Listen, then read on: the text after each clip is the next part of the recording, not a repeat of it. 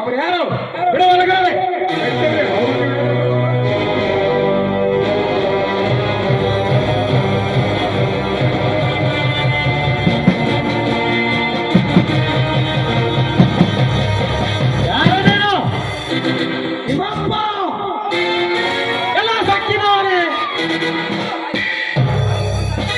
ಬಾಯಿಗೆ ಬಂದ ಹಾಗೆ ಮಗಳೇಯ ಈ ಶ್ರೀಮಂತ ಶ್ರೀರಂಗರಾಯರ ಹೆಸರು ಕೇಳಿದರೆ ಇಡೀ ಊರಿಗೂರೇ ನಡುಗುತ್ತಿರುವಾಗ ನನ್ನ ಎದುರಿನಲ್ಲಿ ನಿಂತು ಗಂಭೀರ ಎದೆ ಎಬ್ಬಿಸಿ ಗಂಭೀರವಾಗಿ ನಿಂತು ಮಾತನಾಡುವೆಯಾ?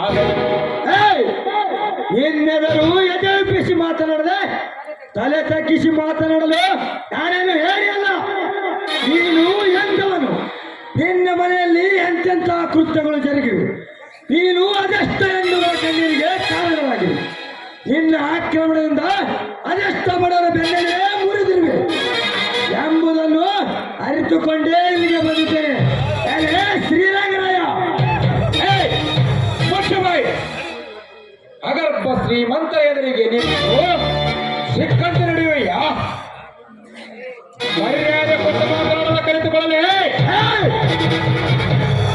ನೀನ್ಯಾರು ಮಧ್ಯಸ್ಥಿಕ ವಹಿಸಲಿಕ್ಕೆ? ಮರ್ಯಾದೆ ಬೇಕಂತೆ. ಮರ್ಯಾದೆ ಮರ್ಯಾದೆ ಎಂಬ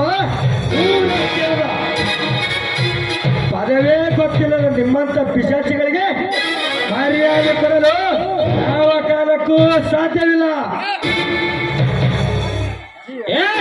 ಅನಾಗರಿಕ ನಾನಲ್ಲ, ನೀನು ಅನಾಗರಿಕ. ನಿಮ್ಮಪ್ಪ ಅನಾಗರಿಕ. ಏನಂದ್ರೆ ನಾನು ಅನಾಗರಿಕನೇ?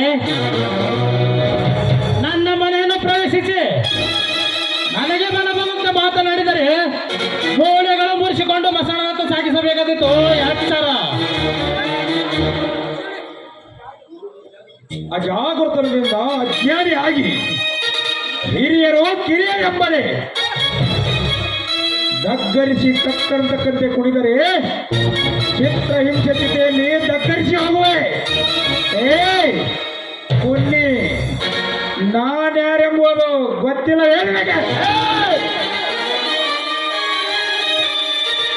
ನಿನ್ನ ಮುಖ ನೋಡಿದರೆ ಗೊತ್ತಾಗುತ್ತದೆ ನೀನು ಯಾರು, ನೀನು ಎಂಥ ಮನುಷ್ಯನ.